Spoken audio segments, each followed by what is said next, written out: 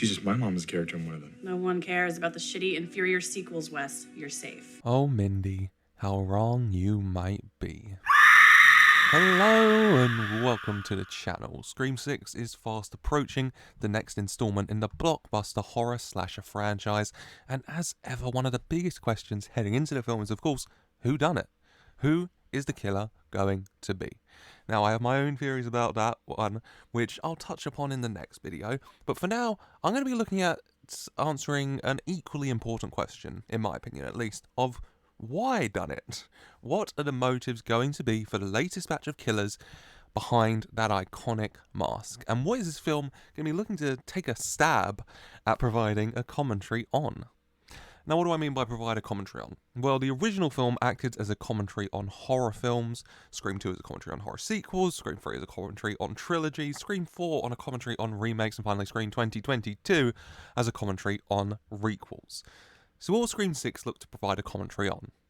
Now, personally, I know it's a popular theory as well, I believe that it would look to provide a commentary on the true crime genre, and more specifically the idolization of serial killers through them. It would be an incredibly topical choice, especially most recently in the wake of Evan Peters' Golden Globe win for his portrayal of Jeffrey Dahmer. I believe that our Scream 6 Ghostface's motives will be based around a hate of the glorification of Ghostface, especially through the in-universe stab movies, which is a big reason why the Ghostface exhibit, highlighted in the trailer, is going to play such a big role in this movie. I do believe that this is going to be a public exhibit created by most likely the company behind the in-universe stab movies rather than a shrine created by Ghostface himself, and I think it'll help highlight the glorification of a killer who, in this universe, has taken so many lives. And I also believe that this, in part, is why Scream 4 may sit as one of, if not the most important movie in the Scream franchise for this movie and beyond. Why is that? Well, you see, while Scream 4 provided a commentary on horror remakes, it also provided a commentary on something else. The glorification of the final girl. At the end of the movie, it was revealed that Jill Roberts and Charlie Walker were the pair behind the mask, Jill having manipulated Charlie to kill off their friends in order for Jill to survive as the final girl and receive all the love, adoration, and fame that comes along with that title. Sydney's life of losing all her friends and loved ones and only barely surviving with her own life wasn't viewed as something tragic or sad by Jill. It was viewed as a goal to achieve, as a want, as a desire, a need. Something she achieved with her being declared as a hero and the lone survivor and the final girl of the Woodsboro remake killings. Before, of course, the news would come out that she was in fact the perpetrator of the killings instead and that she had not survived at all in the end. Still though, her story would remain. A girl who was so obsessed with being the final girl that she killed, or tried to, in the case of the surviving Kirby Reed, to get that title. I think this is going to form the base for what I'll call a thematic trilogy, taking place throughout Scream 4, Scream 2022, and Scream 6.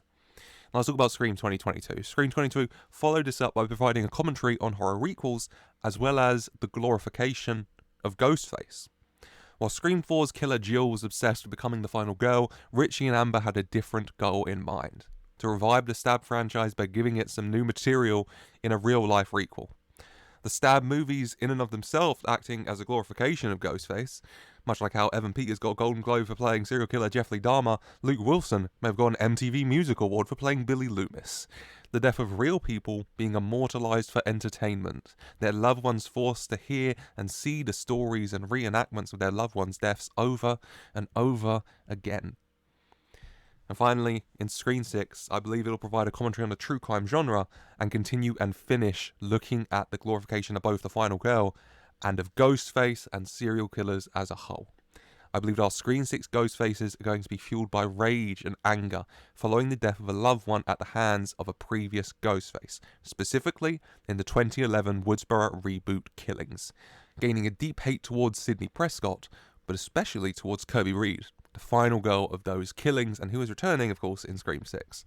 Angry that this want to become the final girl from Jill led to the death of someone they loved. Their anger furthered by the 2021 Woodsboro Legacy murders, especially when finding out that the killers were motivated to do so by the Stab movies. and doubly so when they find out that the original final girl, Sydney Prescott, was also there. Finally, in Scream 6, with their anger and rage reaching a boiling point with the unveiling of the Stab movie exhibit highlighted in the trailer, a place where countless people would have paid to go and look at memorabilia used to immortalize the death of so many innocents. With this going on, they'll find out that both the survivors of the 2021 Woodsboro Legacy murders and the 2011 Woodsboro reboot killings, final girl Kirby Reed, are all in New York, ready for them to get revenge, but also achieve a greater goal. You see, the thing about Scream movies is it always comes back to the final girl. Scream 1 through 3, the target was Sydney, and the bodies piled up around her. Scream 4, the target may not have been Kirby, but the bodies piled up around her all the same. And finally, in Scream 2022, the target was Sam, and the bodies piled up around her too. I believe that Ghostface's true motive for this movie will be to kill Sam Carpenter and Kirby Reed, to kill the final girls that a new Ghostface always comes back to try and kill, and always ends up hurting innocent people along the way for. To end the glorification of the final girl by killing the final girls, Kirby and Sam, in a place that is essentially a shrine to the glorification of Ghostface. Now, who is going to be behind that iconic mask? Well, I have my thoughts on that, but that person, or shall I say, group of people's identities, we'll have to wait till next time. Because whilst I think that Scream 6 will see the end of this thematic trilogy, I do also think that it will set up for the biggest and potentially final Scream ever. Why don't you go and smash that like button to make sure you see when that video drops, and why don't you go and smash that subscribe button to make sure you see when that next video drops, and leave a like if you have enjoyed. I do hope you have. Please let me know your thoughts in the comments down below. I love all the theory crafting that movies as a whole, but especially the Scream franchise, encourages and nurtures. So please do let me know what you think. Until next time, I just want to say a very special thank you for watching.